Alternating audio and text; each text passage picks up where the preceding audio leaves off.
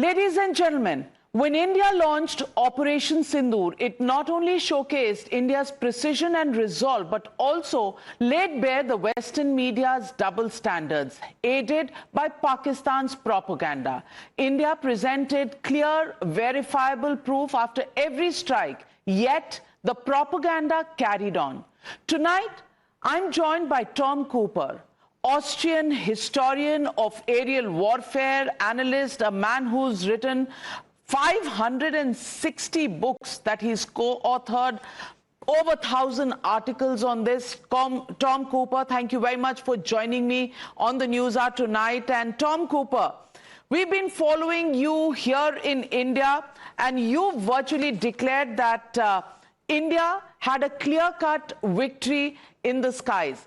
Could you elaborate that for our viewers tonight on why do you think air warfare that we saw between India and Pakistan over the last 3 or 4 days, why do you think India had an advantage and where did Pakistan fail? Good morning. Thank you very much for inviting me to this interview. Nice to be with you.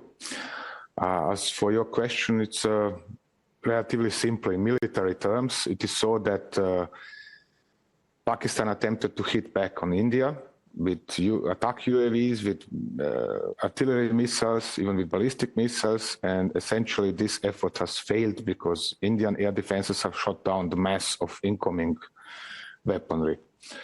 And on the other hand, we have seen early on 10th of May, Indian Air Force striking not only Pakistan Air Force bases, but also the both entrances to the Pakistan nuclear weapon storage site at the Mushaf Air Base. This is a part of Sargodha complex. And the fact is, in the military, in the way the military understands warfare, when you start targeting enemy nuclear weapon storage sites, that means you are absolutely sure the enemy cannot hit back.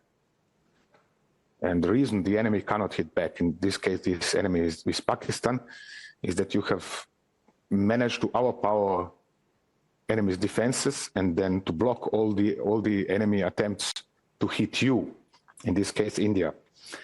Therefore, to strike an enemy nuclear weapon storage site is absolutely, evidence of Indian confidence that it cannot hit back, that Pakistan cannot hit back. And from this point of view, it's a clear-cut victory for India. So let me ask you, India and Indian Defence Forces have so far given no confirmations on striking any nuclear storage sites. In fact, at a press conference by the Defence Forces, they even jokingly said they didn't know where these existed. I want to ask you, because there is a lot of chatter on radioactivity, there is a lot of chatter on social media, on speculation in Western media, on how the American planes actually landed there to take control of the radioactivity. How sure are we that we did damage some of their nuclear storage facilities? There is a video clearly showing hits on entrances, on both entrances to this nuclear storage site, which means this has been confirmed, which means India has hit these entrances. So now, of course, Pakistanis, the few I've talked with, they say no, this has hit entirely, and so on and so on. But I have a strong feeling, if you want, that India is not shooting, wildly missiles around the place where there are nuclear weapons stored. So overall conclusion is, okay, New Delhi does not want to further escalate. And one should keep in mind, Indian generals in particular, that means the top brass of your armed forces, they are stolidly conservative. They are overcautious, actually, in comparison to what the Westerners are doing, what the Russians are doing. They are not playing with such places like nuclear weapon storage sites. That they wouldn't, let anybody randomly shoot missiles in that direction. This is a clear message. We can hit you, and we can hit you where it hurts. So conclusion is simply unavoidable. Pakistan cannot protect its own nuclear weapon storage sites, and Pakistan cannot even protect its air bases. Therefore, India is in position of clear advantage. There is nothing else to add to this. What the official New Delhi is then explaining in this regards, that is left to them, but facts are speaking for themselves. Do you believe the radioactivity reports that have surfaced today? I haven't studied them closely yet. I've been busy this morning, excuse me, but point is this: whatever the radioactivity then explains, fact is that the nuclear storage site has been hit, not directly the storage site, but the entrance into the underground complex. It means that most likely the entrance and the exit to this storage site has been cut off. So whatever somebody is now explaining about this, that is, actually irrelevant, because what is relevant is what has happened inside that site. If the Pakistanis cannot enter the site, the storage site, if they cannot reach their nuclear weapons, if they cannot pull them out, put them to use, it's game over. It is as simple as that, really. Game over. Well, we also have hit 13 Pakistani military targets, including air bases. How much do you think these air bases have been damaged? And do you think this is what brought Pakistan? The combination of the entrance of the nuclear site, the combination with that of the air bases being destroyed, is this what made Pakistan actually bow down and seek American intervention? The fact is this: in order to hit a military base, whatever kind, you have to disable the enemy. In this case, Pakistan air defenses, not only ground-based air defenses, but also the capability of the country in question to defend itself from airstrikes. So this means before hitting these military facilities, India has disabled Pakistani air defenses, ground-based air defenses, and then forced the Pakistani Air Force back away from the border in order to be able to send its own aircraft to the border, launch missiles at the Pakistani military bases. So that means that by the time what you have asked, a lot has happened already. And that means that India has already achieved an advantage in the air.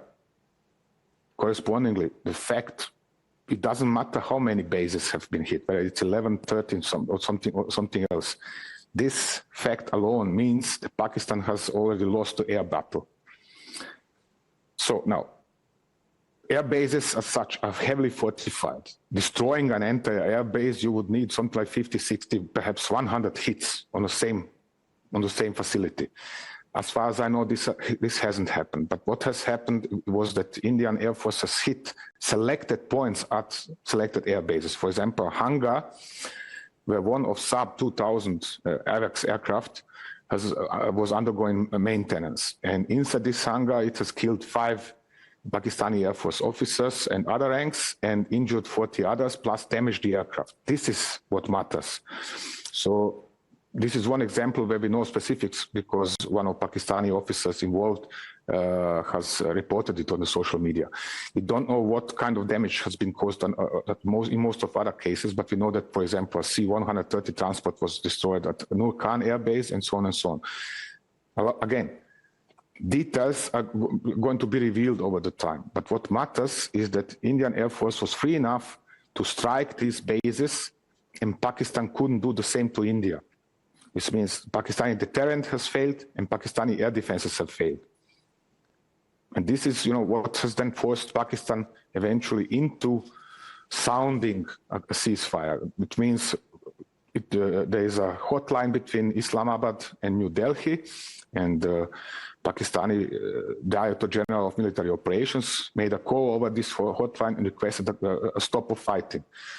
You don't need more details in order to know what is going on. This is perfectly enough to conclude, okay, Pakistan admitted its defeat, it admitted it cannot continue escalating, it must stop. Or actually, India must stop. So Pakistan has requested India to stop. What American or Western politicians and mass media are reporting in this regard is absolutely irrelevant, because what matters is that Pakistan requested the call. Pakistan made a call and requested the stop. And wouldn't do so. Pakistanis are not, somebody who is going to bow like this and simply admit, we have been defeated. This is nothing they are doing usually. So therefore, conclusions are de facto on hand. You have Pakistani nuclear weapons facility hit by Indian missiles. You have a number of Pakistani air bases hit by Indian missiles, and Pakistani Director of Military Operations calling New Delhi to stop. Absolutely, that's all that matters. Prime Minister Modi, in his address to the nation yesterday, said that there is a doctrine shift that India has undertaken. Yes. Direct retaliation against terrorism, no more strategic restraint, rejection of nuclear blackmail that Pakistan has always held, not just to India but to the world, and no distinction between state and non-state actors. Because we've seen in these airstrikes and the manner in which India has attacked Pakistan, that the terror camps and the Pakistani army have very, very close links. The fact that state funerals were given. Yes. And you've said in one of your articles, don't play with us, we can hit you where it hurts, is the message. Mm-hmm. Do you think Yes. this is a paradigm shift in the doctrine? Of course it is. It is a fundamental shift in doctrine. So far, look at the situation. Since 2008 alone, Pakistan has launched over 120 terrorist attacks into India. We've seen attacks on the parliament in New Delhi. We've seen this terrible tragedy in Mumbai. And every time Pakistan came away from it, without actually being hurt. This time it was hurt really badly. And one should keep in mind there is no state and non-state actors. They are so closely intervened in Pakistan. The inter-service intelligence, which is a military intelligence service of Pakistan, it is de facto commanding, controlling, not only financing, organizing, and arming the terrorism. So if you hit the jihadists, you hit the ISIS as well. It's as simple as that again. When India says no more restraint, we are going to hit back if you do this again, it is a clear message. Guys, sorry, but you went too far, and enough is enough. If you do this again, you are going to get hit exactly in the same fashion like on 9th and 10th of May. Ideal solution from Indian point of view. Now let's see if Pakistan is going to learn its own message. That's the question. Well, that's the big question. How would you look at the weapon systems on both sides? On the one side, we had Pakistan with its HQ-9 being hit. Mm-hmm. On the other, we had BrahMos, we had the Indian Harops, we had the Scalp, we had BrahMos going. How do you rate these weapon systems? Do you look at India versus the Chinese weapon systems that Pakistan had as comparable? They are directly comparable. They all belong to an older generation of weaponry, actually. Weaponry that is based on technologies and know-how from 1990s and perhaps early 2000s. Of course, with plenty of modifications, but essentially they're matching each other. So what was decisive in this case was intelligence about enemy capabilities and intentions. In this case, India has suffered a failure early on when it expected that Pakistan wouldn't shoot over the border, over the international border, not only over the line of control, but not over the border. And secondly, by what means would Pakistan operate? For example, this PL-15 air-to-air missile of Chinese origin, which turned out to be capable of being used with help of so-called cooperative targeting, which means it's fired by the jet fighter but guided by AWACS aircraft, which stretches its range to 200 kilometers or something, which means Pakistani jets could engage incoming Indian airstrike on 7th of May from deep inside Pakistan. And while Indian aircraft were still deep inside India, and we are talking about 80 kilometers or something inside India. So this was an intelligence failure on the part of Indian intelligence services. Plus, what is even more important, there was a failure on somewhere at the top, political top in India and military top, because decision was taken to strike just the terrorist camps instead of first disabling Pakistani capability to defend itself. But then we have seen how New Delhi has reacted very quickly to Pakistani retaliation. And already on 8th of May, India launched an all-out UAV strike on Pakistani air defenses. This was what it should have done first, actually, by the military arts, so to say. Military arts or military sciences say strike first the enemy ability to defend itself and then strike your actual target. In this case, India did the reverse. But New Delhi has learned this lesson very quickly and turned around and said, okay, air defenses is next, and then we hit the air bases. And ultimate strike was this attack on Mushaf, on nuclear storage site in Mushaf. This was making things clear. So weaponry as such is doing its own job. But what was decisive in this case was decision-making at the top. This was, let's say, not ideal early on. It has caused India some painful losses, unnecessary losses, moreover. But fortunately for India, they turned it around. Yeah, they turned it around and attacked and hit Pakistan really very hard. Well, probably also a message that India wanted to give the world, that it was only looking at ending terror, and that yes, exactly. It wasn't a military attack. Maybe it was a calculated risk. How would you rate that possibility? Calculated risk. I'm considering this, excuse me for expression, typical Indian behavior in such cases. We are democracy. We are not running aggressive wars. We don't want to be too aggressive or appear too aggressive and so on. And it is clear to New Delhi, or should be clear, West is always going to blame India, whatever Pakistan does. So from that point of view, it was wrong to go, striking just the terrorist camps. Indian Air Force should have hit at the Pakistani air defenses right from the start. Expecting the other side to tolerate some kind of written or unwritten rules about shooting over the international border or the line of control, it is very kind and friendly from India, not doubt about this, but Pakistan is not sticking to such rules. Absolutely, absolutely. Pakistan and its rogue behavior of the past should have taught Indian forces their lesson. But as you said, we follow the rules. They have no rules. They respect no rules. But in the end, if I were to ask you your overall conclusion in one sentence, Pakistan versus India, Operation Synindur, who do you think won this part of the war? I said clear-cut Indian victory. When you start striking enemy nuclear weapons facilities, you are so sure of your superiority vis-a-vis the opponent that there is simply no doubt about the outcome or situation or position or whatever else. It is that simple, really.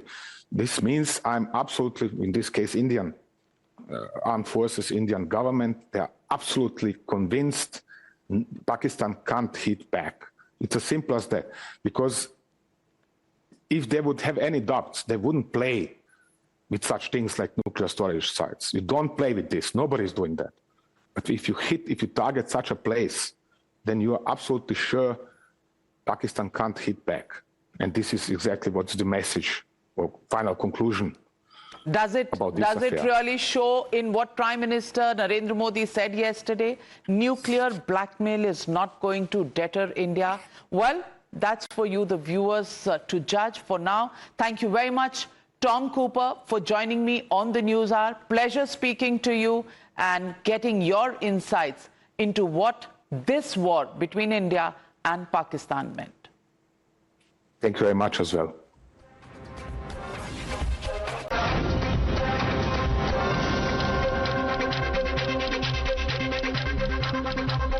Despite the fact that India has comprehensively decimated military and airbase installations of Pakistan, there is still a debate that is raging in the Western media on who really is a victor in this war called Operation Sindoor. Joining me tonight is John Spencer, the chief of modern warfare, joining us live. He is somebody who studies this entire issue very, very closely and is an authority. Thanks very much for speaking to me, John Spencer. You've closely observed global conflicts and urban military campaigns. What specifically drew your attention to India's Operation Sindoor, and why do you view it as a model of strategic clarity in an age of ambiguous, open-ended warfare?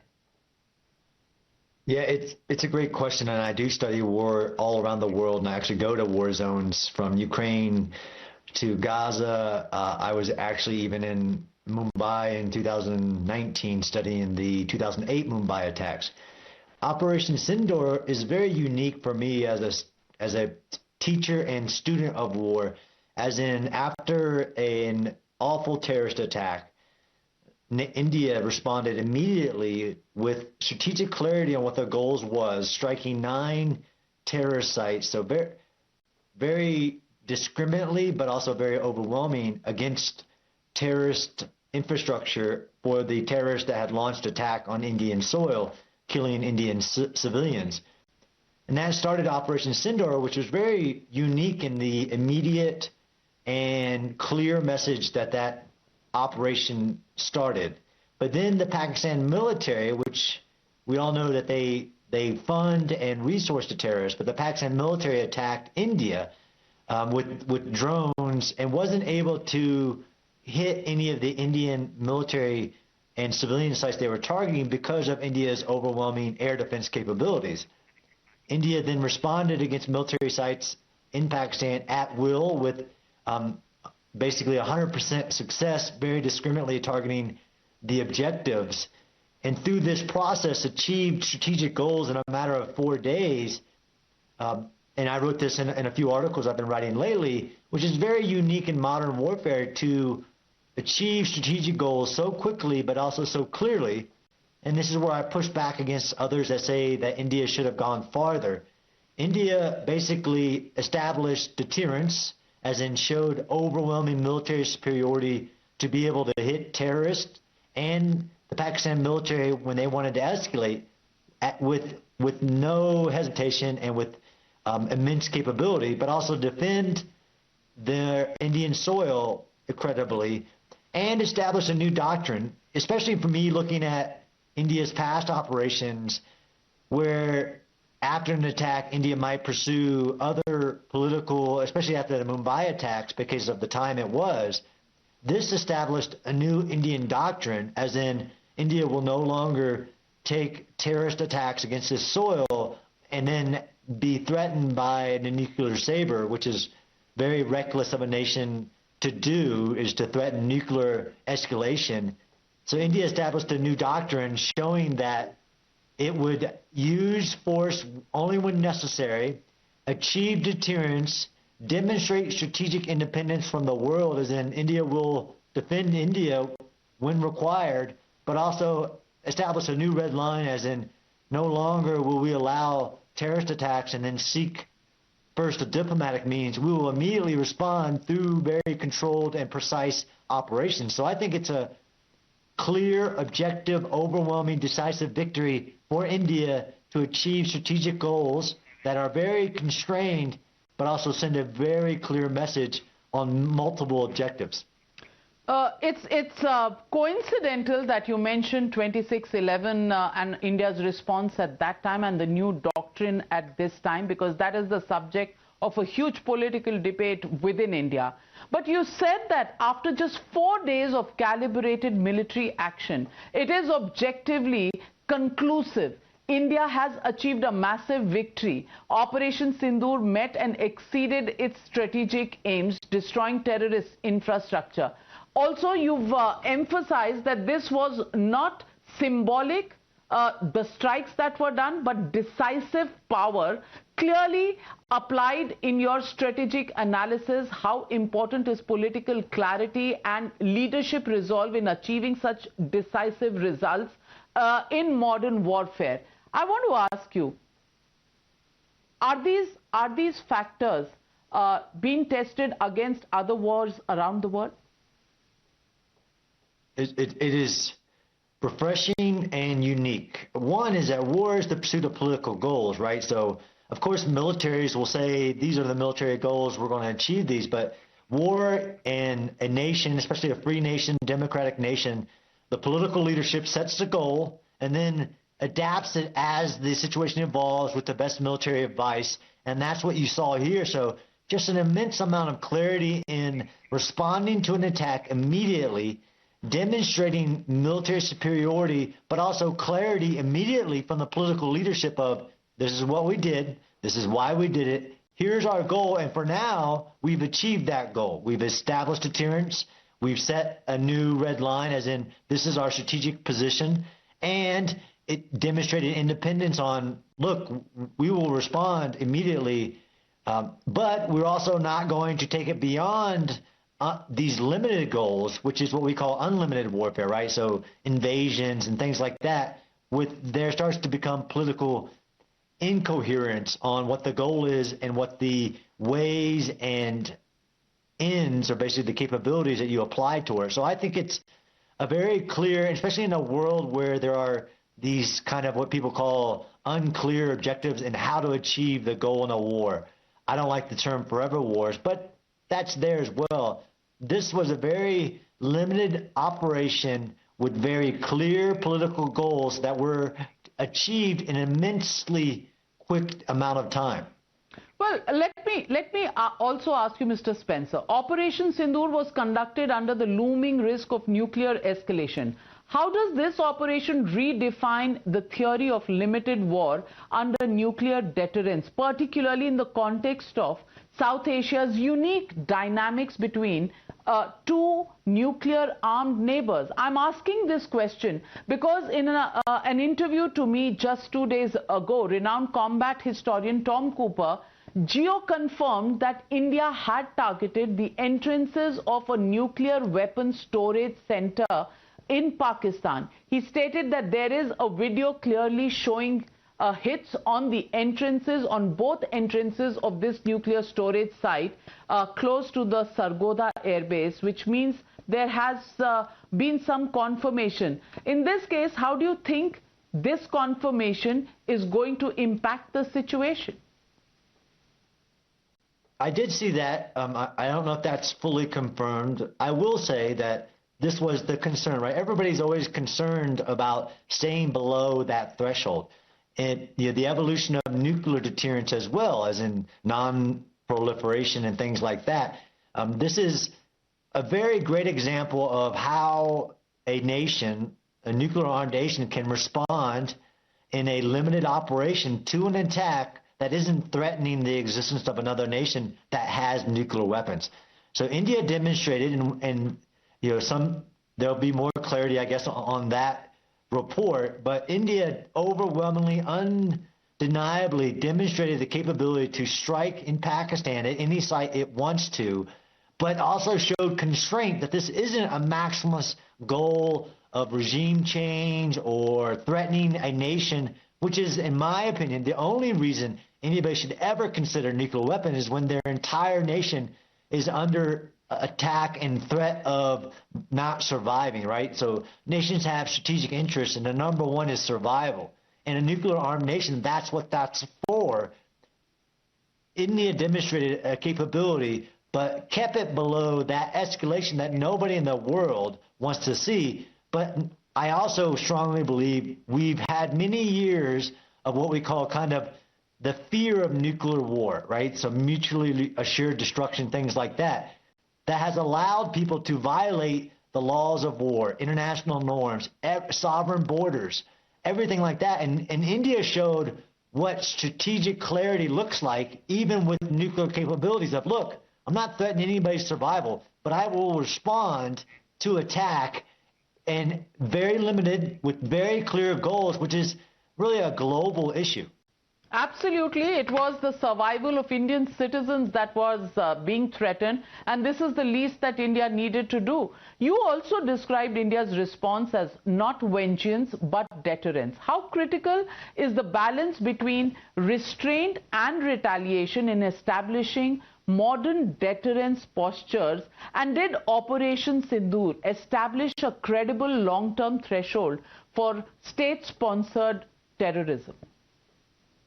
So it's a great question, and I do believe that India responded not in vengeance. Of course, people want attribution and justice, but a nation, especially which we have to really point out, a democratic, free society nation, the goal is to use just war, executed justly within the laws of war. All of the global international norms to respond to attack in India showed that. So it showed that it needed to reestablish deterrence, send a clear message, and it did that. Your second question, though, is really tough. As did this deter Pakistan and other terror-backing regimes of the world from continuing to deploy terrorists through a proxy war, although if there's direct attribution, it's not proxy, it's you're doing it. That's a bigger, we have to wait and see. India definitely established deterrence. It showed overwhelming military superiority and political clarity, as in the will to respond to attacks and say that the old way of doing things is over. This is the new way of doing things. We will hold the terror backers accountable, but now we get the other side gets a chance to change their ways. Like you said, even in what Pakistan does to support terrorism, which has been doing for decades, now it gets to make a decision while India establishes its clear national policy.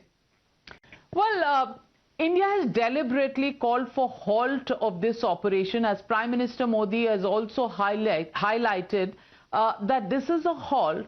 You also have highlighted that the strategic intent behind this is extremely vital.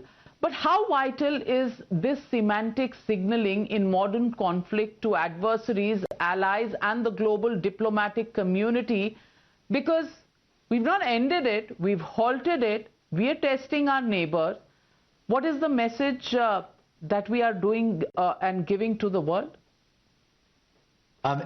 It's vital. It can be so the basically information operation, right? So these statements, to include by the political leadership, which you have the clarity, are vital in modern conflicts, because you can win every battle but lose a war because of the narrative, right? And this is what we've seen Pakistan attempt to do, is try to reshape the narrative about what happened to its sites, what it did to India, whether it downed 6 aircraft, all this misinformation. That messaging by what they are targeting and why they are allowing for a cease in responses is all vital in global legitimacy, but also in clarity to Indian population, to the Indian military. It's so critical to do and really hard to achieve in this world we live in, which is a world of misinformation, where you can use social media and a bunch of journalists and things to try to reshape the narrative. So that's another demonstration of Indian superiority in this war, was how clear its messages, even the military press conference from the military leaders on exactly what happened and why, but showing political control of the military. In a modern war, that's the level of information output and clarity that is needed. Well, clearly this is a war that has seen a doctrine shift as far as India is concerned. India will no longer tolerate export of terror from Pakistan, and the retaliation, the retribution will follow. We've suspended Operation Sindoor. We've not ended it. That's the message to the world and to Pakistan. And India has also decided that nuclear blackmail is not going to work with it. And even if India is alone in its battle with terrorism, with its war on terrorism, it is willing to do this alone. It does not need any crutches, any props from the world. Thank you very much, John Spencer, for joining me on Times Now. And thank you very much for calling this a victory, a comprehensive victory for India.